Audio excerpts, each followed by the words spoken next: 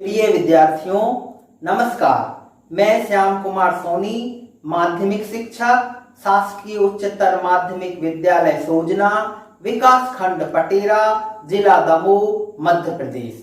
आज हम कक्षा 10वीं सामाजिक विज्ञान के अध्याय 15 आर्थिक विकास और नियोजन नामक अध्याय के अंतर्गत विकास की अवधारणा, राष्ट्रीय एवं प्रति व्यक्ति आय, विकास के संकेतक तथा विकसित एवं विकासशील राज्य पढ़ेंगे और समझेंगे। विकास की अवधारणा। आइए बच्चों, हम विकास की अवधारणा और विकास का अर्थ समझने से पहले हम एक कहानी के माध्यम से मानव सभ्यता का विकास किस प्रकार हुआ समझेंगे। बच्चों, जैसा कि हम जानते हैं कि आदि मानव काल में मनुष्य जंगल में रहता था और पशु पक्षियों का शिकार करके अपनी उदर पूर्ति करता था, किंतु कुछ समय पश्चात बुद्धि का विकास हुआ और वह पशु पक्षियों को चाहने लगा तथा पशुओं से प्राप्त दूध का उपयोग करने लगा तथा इसके पश्चात मानव की बुद्धि का और विकास हुआ। वह खेती करने लगा और उनका सहयोग लेने लगा। धीरे धीरे मनुष्य विकास करता गया, विचारों में भी परिवर्तन एवं वृद्धि होने लगी। तो आज मानव आदि मानव काल से आधुनिक युग में आ गया और आज सभी व्यक्ति चाहते हैं कि उन्हें रहने के लिए मकान, खाने के लिए भोजन और पहनने के लिए अच्छे वस्त्र मिलें।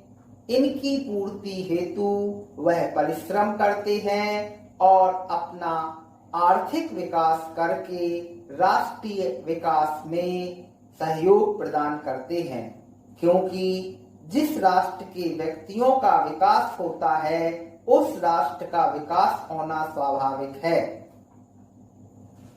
एडम स्मिथ के विचारानुसार किसी देश में वस्तुओं और सेवाओं की वृद्धि ही आर्थिक विकास है। इस प्रकार मानव ने अपनी बुद्धि के उपयोग से पशुपालन, कृषि कार्य और कठोर मेहनत करके उद्योग धंधे आदि के माध्यम से अपना आर्थिक विकास किया और राष्ट्रीय विकास में अपना योगदान करते हैं। विकास एक निरंतर चलने वाली प्रक्रिया है। इस प्रकार मानव सभ्यता का विकास हुआ। आइए अब हम देखते हैं कि हमारा आर्थिक विकास किस प्रकार हुआ। आर्थिक विकास का अर्थ समझने से पहले हम आर्थिक विकास की प्राचीन अवधारणा एवं आर्थिक विकास की नवीन अवधारणा को समझना होगा। आर्थिक विकास की प्राचीन अवधारणा। आर्थिक विकास की प्राचीन अवधारणा को निम्न बिंदुओं के आधार पर समझा जा सकता है। नंबर 1, प्राचीन काल में भारत को सोने की चिड़िया कहा जाना।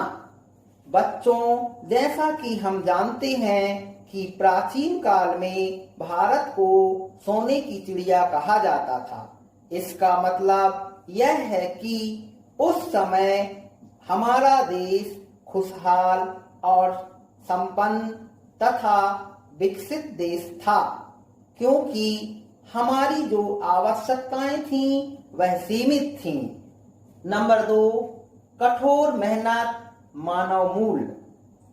सादा जीवन, कड़ी मेहनत, भाईचारा आदि जैसे सादा जीवन उच्च विचार वाले मूल्यों पर आधारित था। नंबर 3, कृषि एवं उद्योग। बच्चों, जैसा कि हम जानते हैं भारत कृषि प्रधान देश है उस समय उन्नत कृषि व्यवस्था से तथा लघु एवं कुटीर उद्योगों से व्यक्तियों का जीवन यापन बड़ी सरलता से हो जाता था।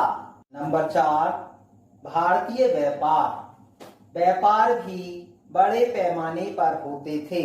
नंबर 5, प्राचीन भारत के गांव एवं राज्य व्यक्तियों के साथ साथ गांव और राज्यों की आवश्यकता पूरी हो जाती थी। व्यक्ति, गांव और राज्य सभी खुशहाल थे। नंबर 6, भौतिक संपन्नता। प्राचीन काल में आर्थिक विकास के अंतर्गत लोगों की जो भौतिक सुख सुविधाएं थीं, वह लोगों के जो आदर्श थे उनको भी महत्वपूर्ण स्थान दिया जाता था। नंबर 7, कौटिल्य का विचार।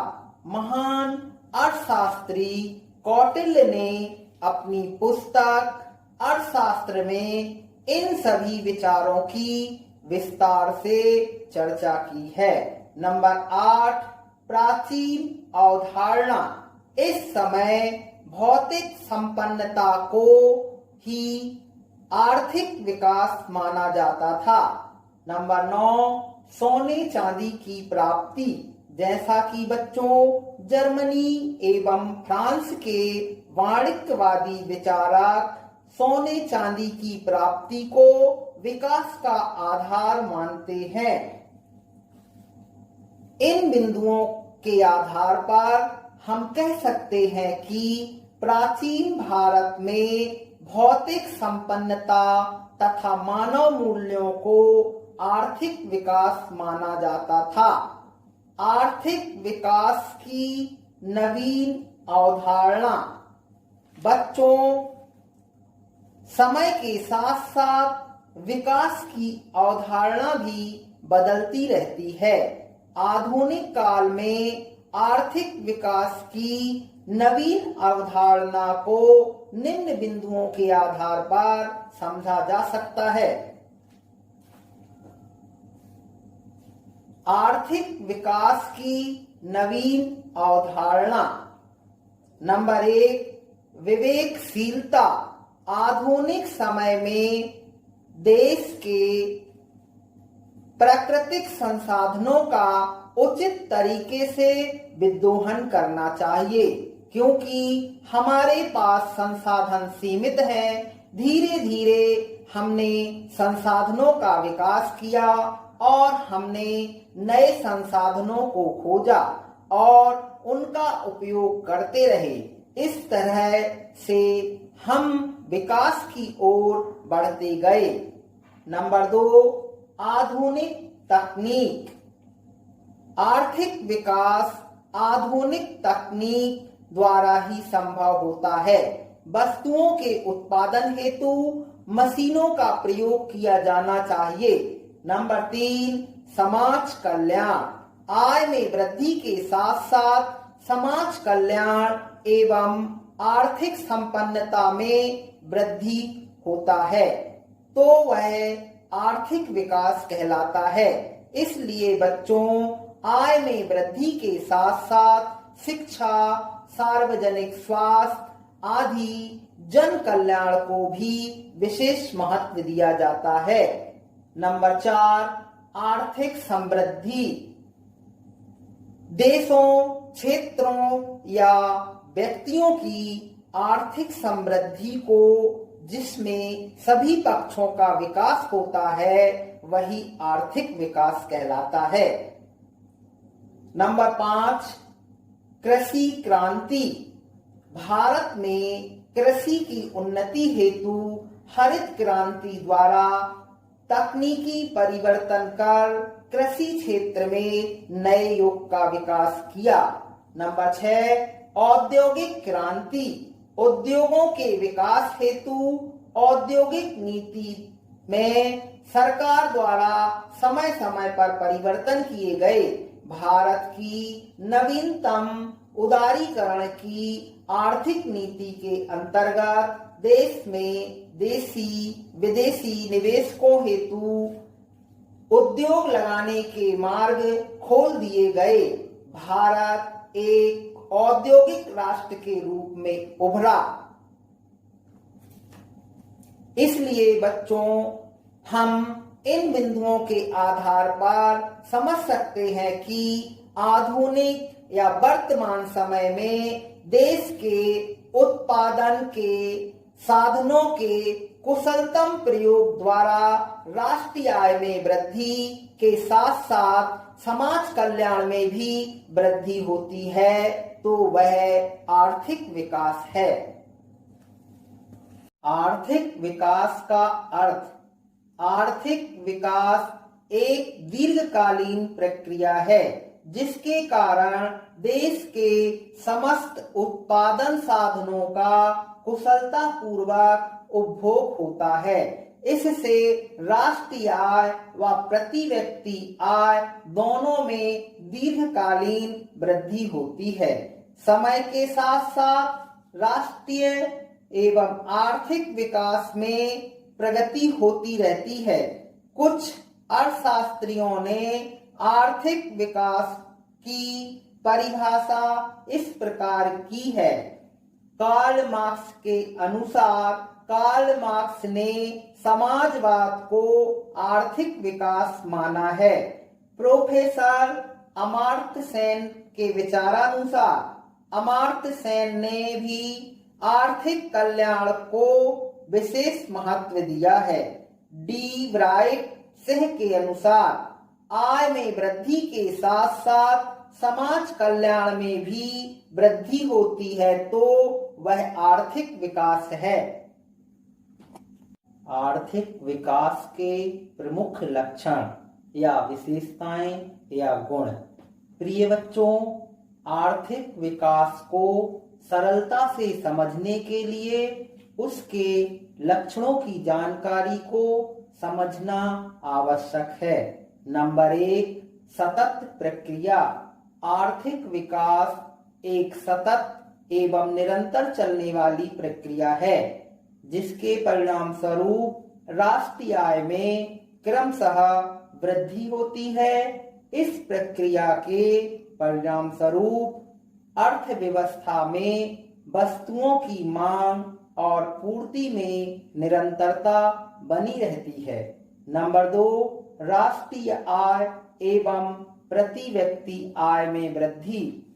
व्यक्ति और राष्ट्र की आवश्यकताएं पूरी होने से राष्ट्रीय आय एवं प्रति व्यक्ति आय में हमेशा वृद्धि होती है। नंबर 3, दीर्घकालीन प्रक्रिया। देश की आय हमेशा बढ़नी चाहिए।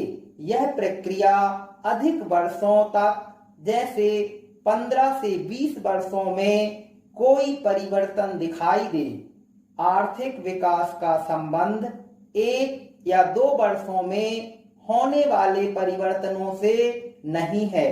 जैसे मान लो किसी वर्ष अच्छी वर्षा होती है और अच्छी फसल आती है और इससे राष्ट्र की आय बढ़ जाती है, तो इसे आर्थिक विकास नहीं माना जाता है। दीर्घकालीन प्रक्रिया वह है जिसमें आय में वृद्धि के साथ साथ आर्थिक, सामाजिक, स्वास्थ्य, शिक्षा, रोजगार आदि के संपन्नता से होता है, जो 1 या 2 वर्षों में संभव नहीं है।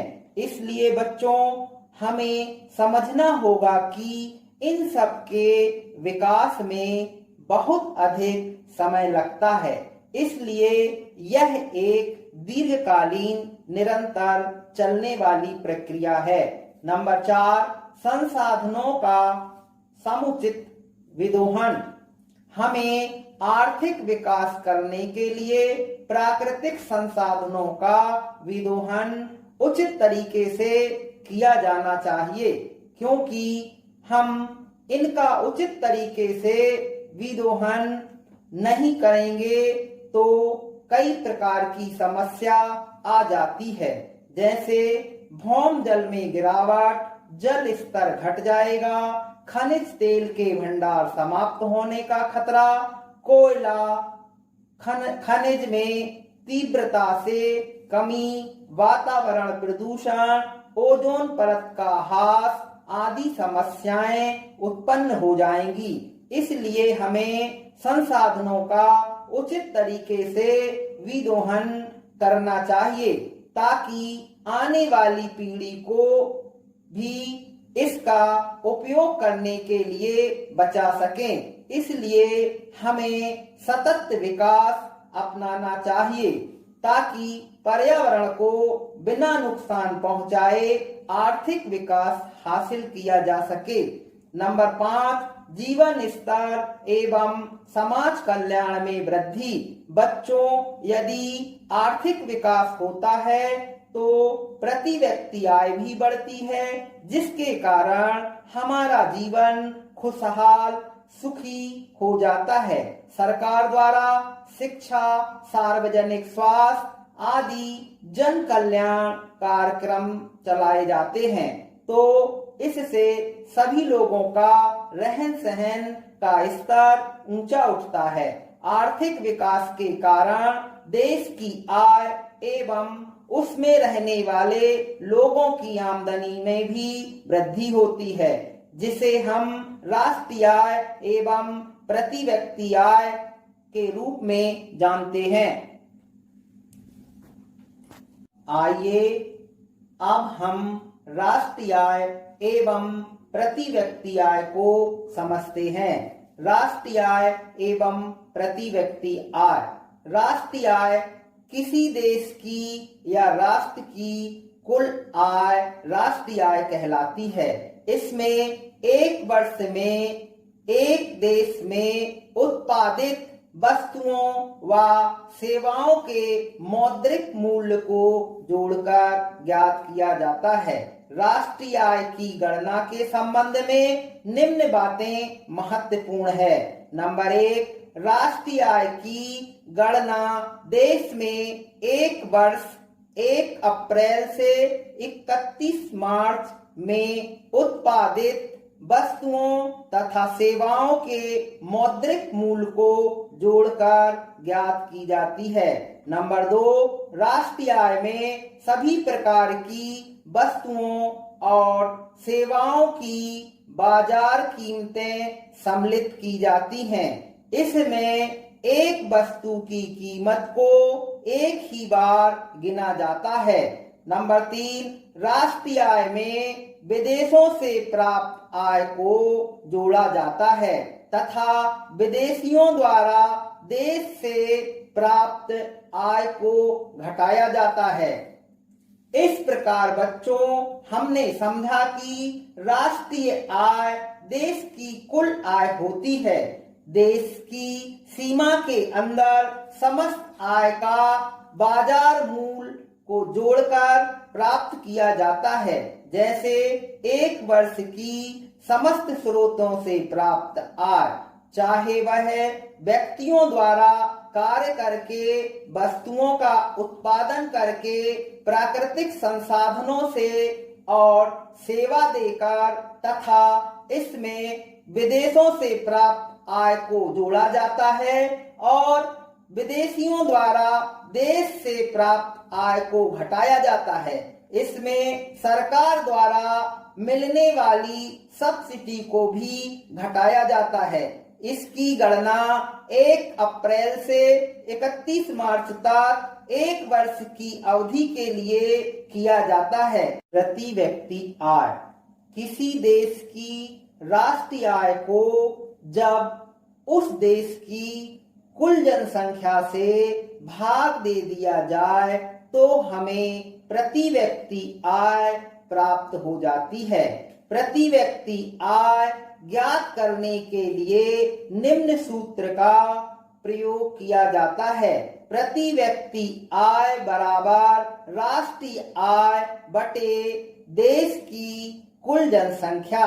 प्रति व्यक्ति आय हमें उस देश के निवासियों के जीवन स्तर की जानकारी प्रदान करती है।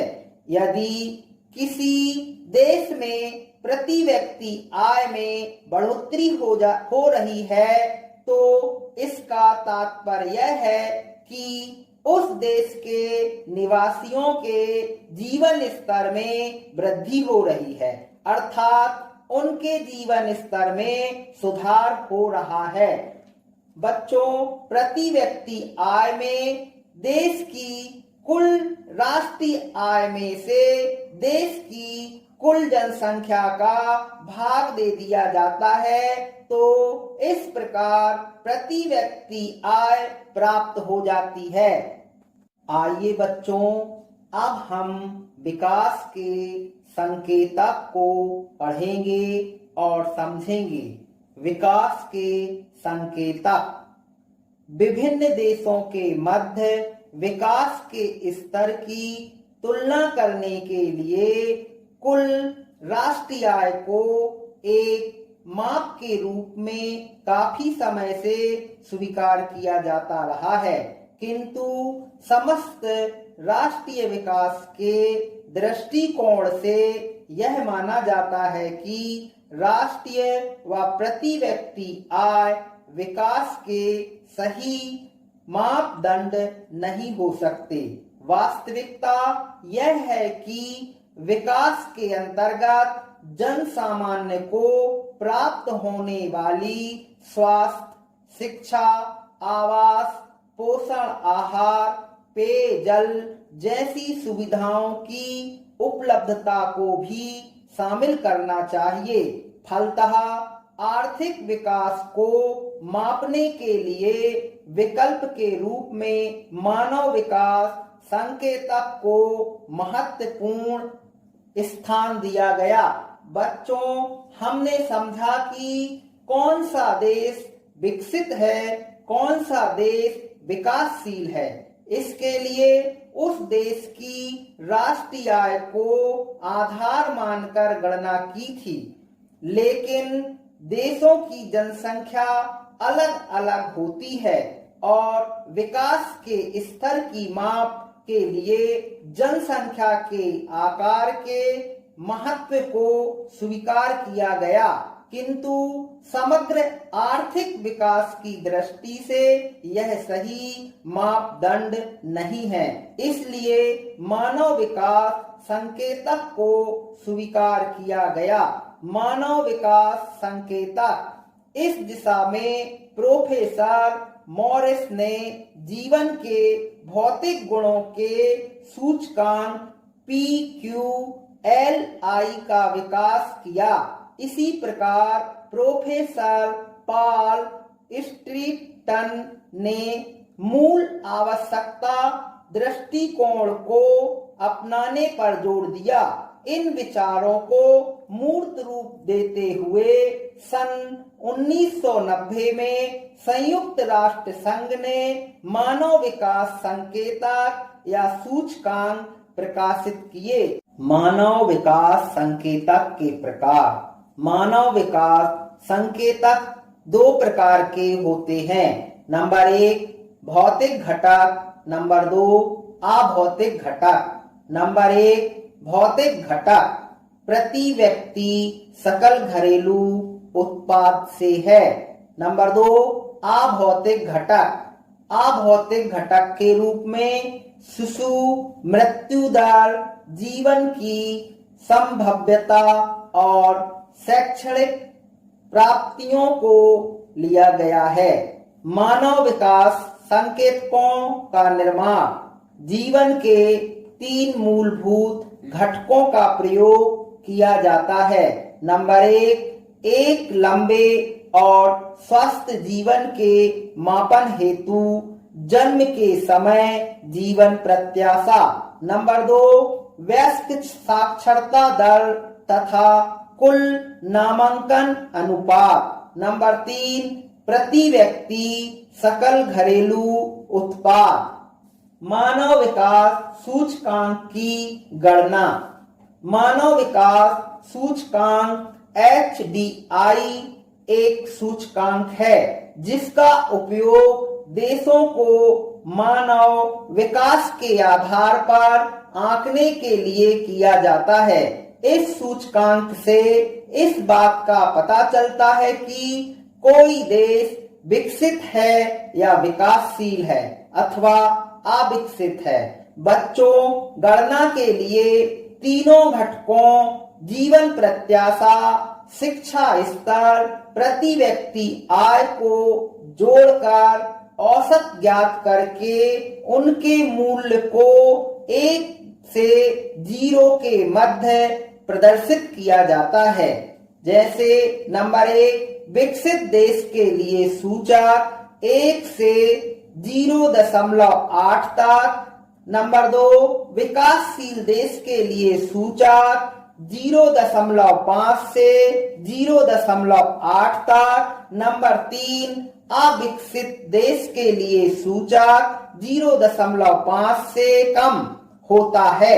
मानव विकास सूचकांक के संदर्भ में भारत की स्थिति 2006 के अनुसार देश मानव विकास सूचकांक विश्व में स्थान, नॉर्वे देश सूचकांक 0.965, विश्व में पहला स्थान।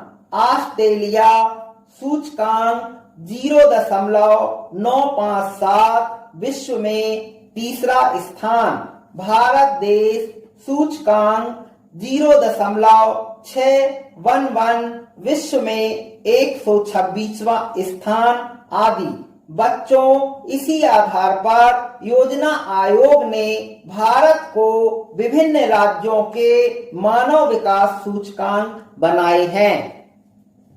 तो आइए बच्चों, अब हम जान लें कि विकसित व विकासशील राष्ट्र किसे कहते हैं। विकसित राष्ट्र वे देश जहां के नागरिक अपना भोजन, कपड़ा व मानव की आवश्यकताएं सरलता पूर्वक पूरी कर लेते हैं। इन देशों में निर्धनता, गरीबी व बेरोजगारी नियंत्रण में है। जैसे जापान, अमेरिका, इंग्लैंड आदि विकसित देश हैं। विकासशील राष्ट्र ऐसे देश जहां के नागरिकों को भरपेट भोजन भी प्राप्त नहीं होता है, पहनने के लिए पर्याप्त कपड़े नहीं होते हैं, देश में व्यापक बेरोजगारी व अशिक्षा पाई जाती है। जैसे भारत, पाकिस्तान, श्रीलंका आदि इसी श्रेणी में आते हैं। विश्व बैंक के अनुसार विकसित देश वे हैं जिनकी प्रति व्यक्ति आय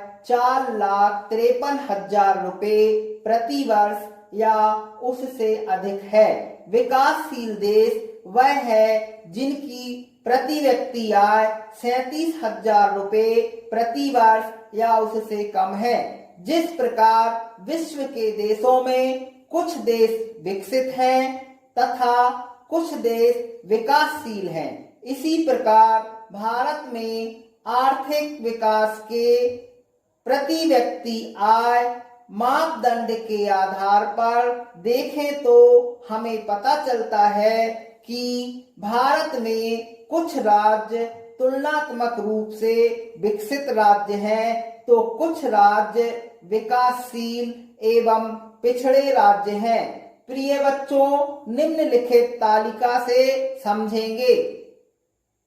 प्रति व्यक्ति आय मापदंड के आधार पर हम भारत के 15 बड़े राज्यों को 2 वर्गों में बांट सकते हैं, जैसे विकसित राज्य तथा विकासशील राज्य। इन 15 राज्यों में 2001 की जनगणना के अनुसार देश की कुल आबादी का 90% हिस्सा निवास करती है। इसमें से 48% आबादी तुलनात्मक रूप से विकसित राज्यों में निवास करती है और 42% आबादी विकासशील राज्यों में निवास करती है। विकासशील राज्यों में बिहार राज्य है, विकसित राज्य में हरियाणा पहले स्थान पर है। अभ्यास हेतु प्रश्न। प्रश्न 1, आर्थिक विकास का अर्थ एवं लक्षण लिखिए। प्रश्न 2, राष्ट्रीय आय की गणना किस समय अवधि में की जाती है, लिखिए। प्रश्न 3, प्रति व्यक्ति आय क्या है व इसकी गणना का सूत्र लिखिए। बच्चों इन प्रश्नों के उत्तर अपनी नोटबुक में लिख लेना है। धन्यवाद।